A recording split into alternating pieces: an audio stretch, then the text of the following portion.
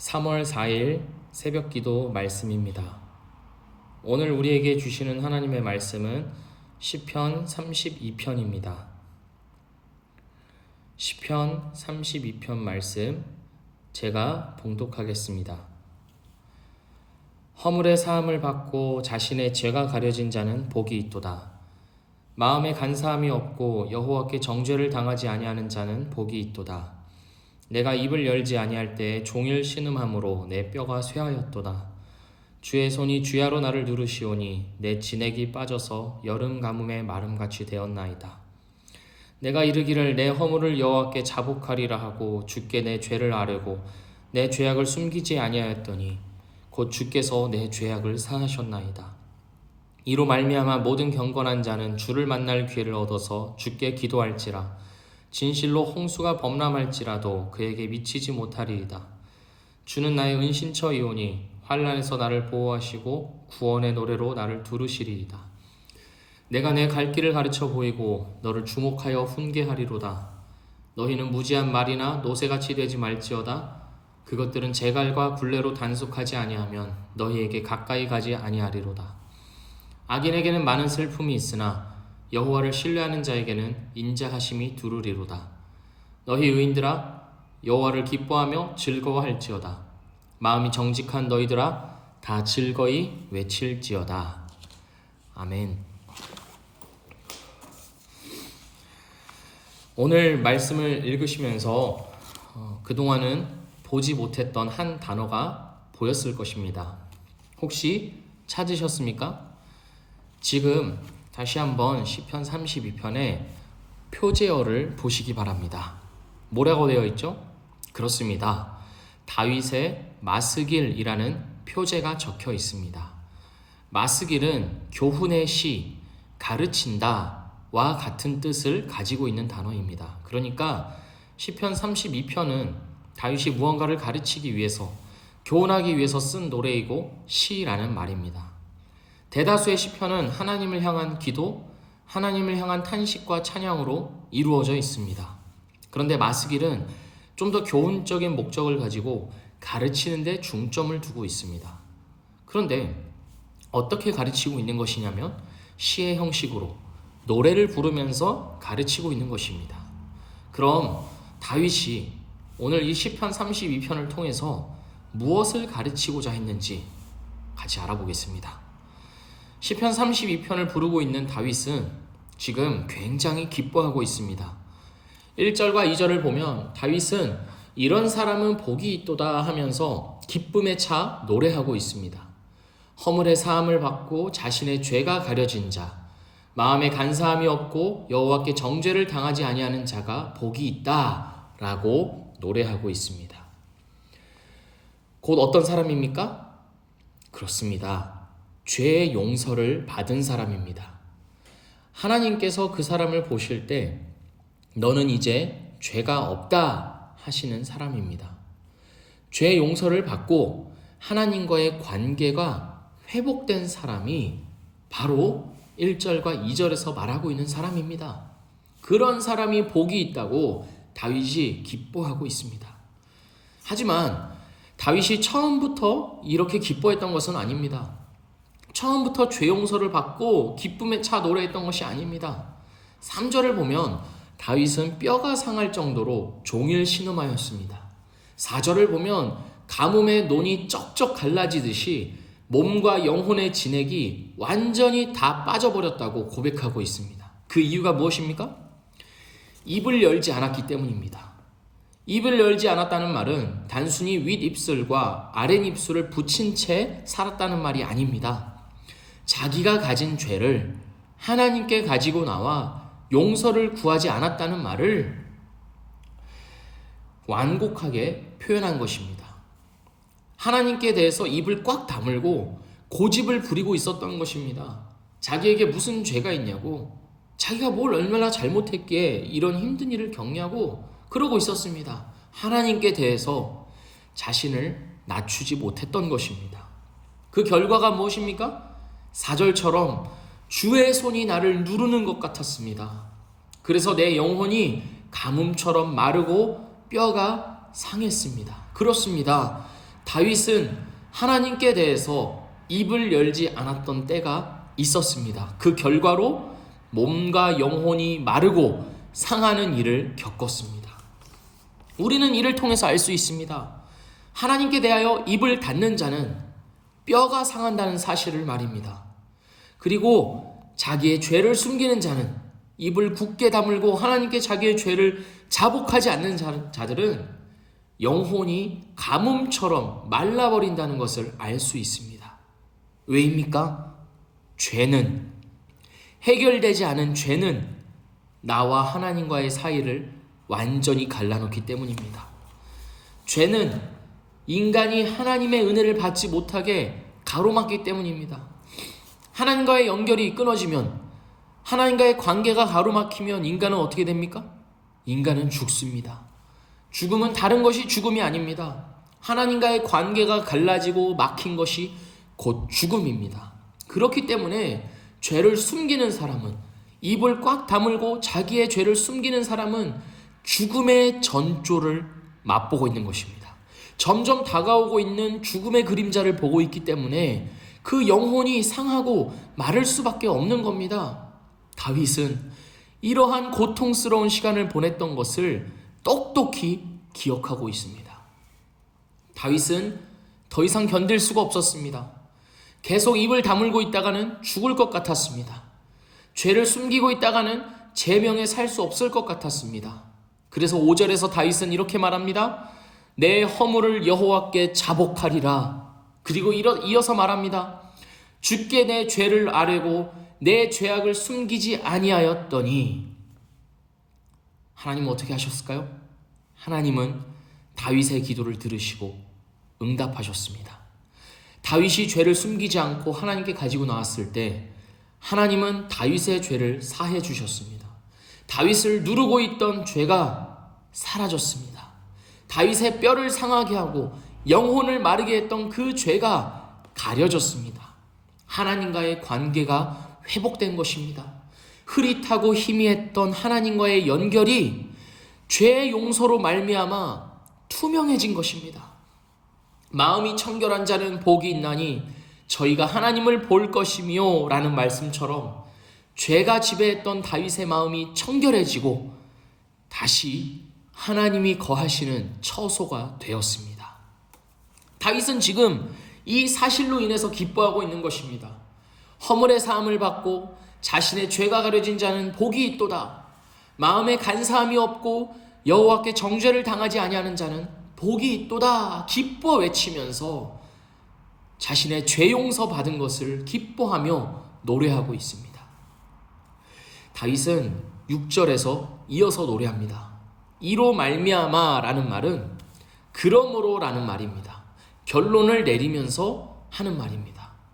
모든 경건한 자는 주를 만날 기회를 얻어서 주께 기도할지라, 이렇게 결론을 내리면서 말합니다.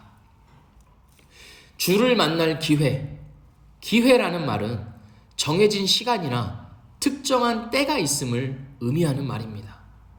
주를 만날 적합할 시간이 있다는 것입니다.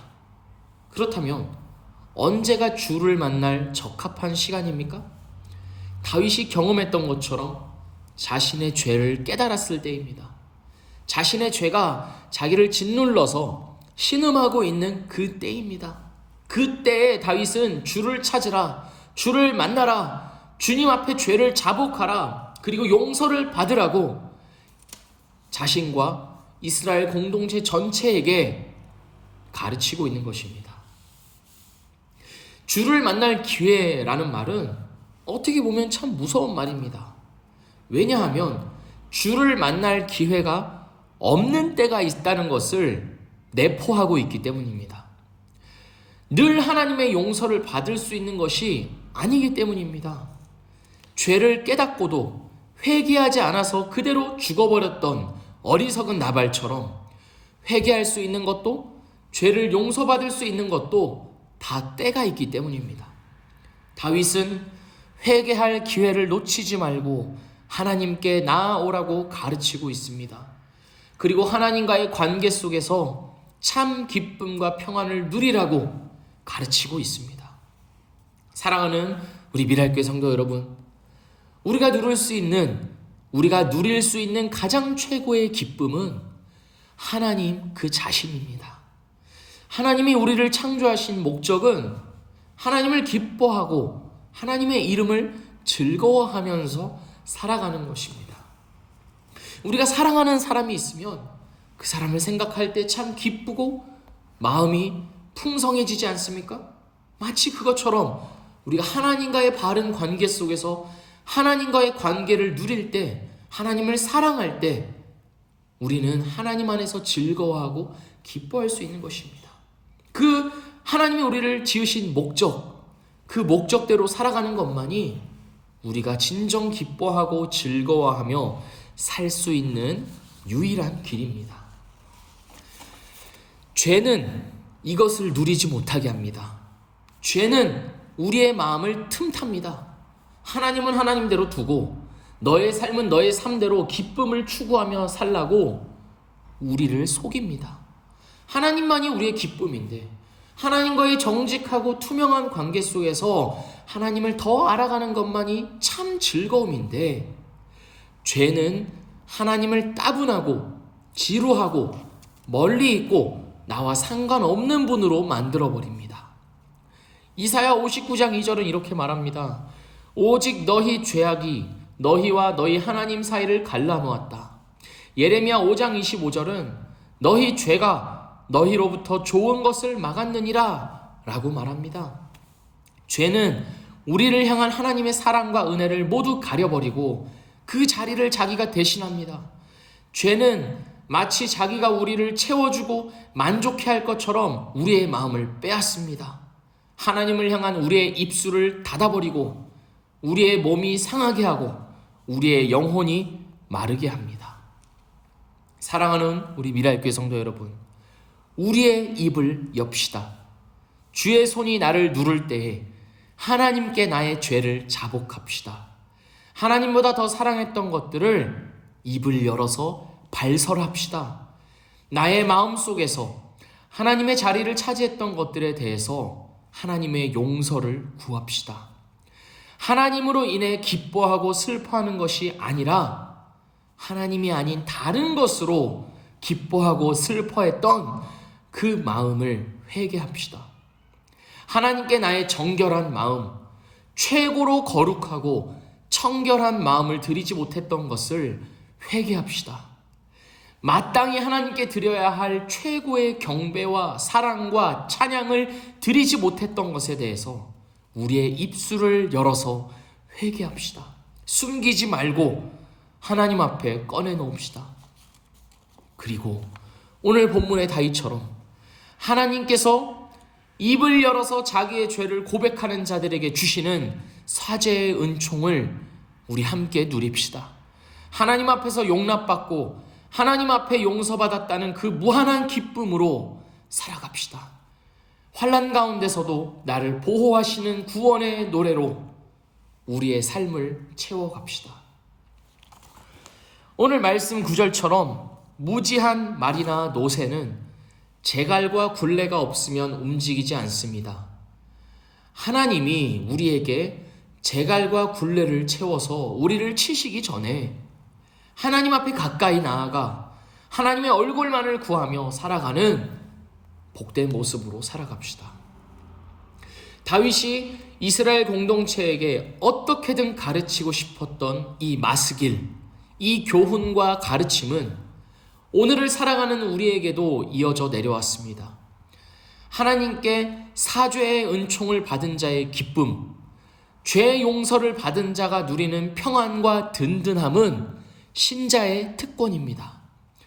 여호와를 기뻐하며 즐거워하는 것만이 우리를 진정 춤추게 하고 노래하게 하고 외치게 합니다. 우리 오늘도 함께 노래하며 춤추면서 살아갑시다.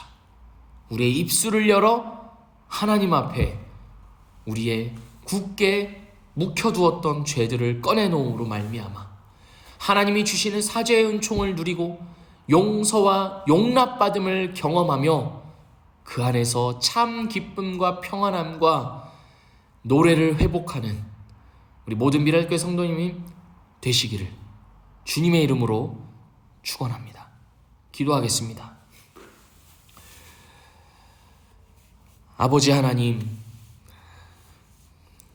하나님께서 우리를 자녀 삼아 주시고 하나님 세상 그 누구도 누릴 수 없는 그 하나님 안에서의 참 안식과 평안과 기쁨을 누리며 살아갈 수 있도록 우리에게 복 주셨습니다. 그러나 주님, 죄가 하나님 앞에서 우리의 입술을 다물게 하고 하나님 앞에서 우리의 고집을 피우게 하여서 참 하나님과의 관계를, 하나님과의 연결을 끊어놓는 주님, 이 비참한 현실 가운데 우리가 살아가고 있습니다. 그러나 주님, 다시 한번 우리에게 말씀하셨사오니 우리의 입술을 열어서, 늘 우리의 입술을 주님께 열어놓아서 주님 앞에 우리의 죄를 자복하며 또 주님과의 관계를 마음껏 누리며 살아가는 우리 모두가 되게 하여 주시옵소서.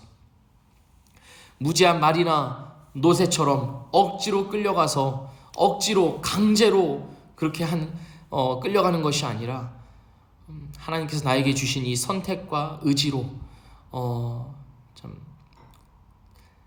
나의 이 참된 마음으로 하나님 앞에 나아가 하나님과의 그 관계를 매일같이 누리며 또 하나님을 더 알아가며 또 하나님으로 내 삶을 더욱더 채워가며 살아가는 주님, 그 복이 우리 모두에게 있게 하여 주시옵소서.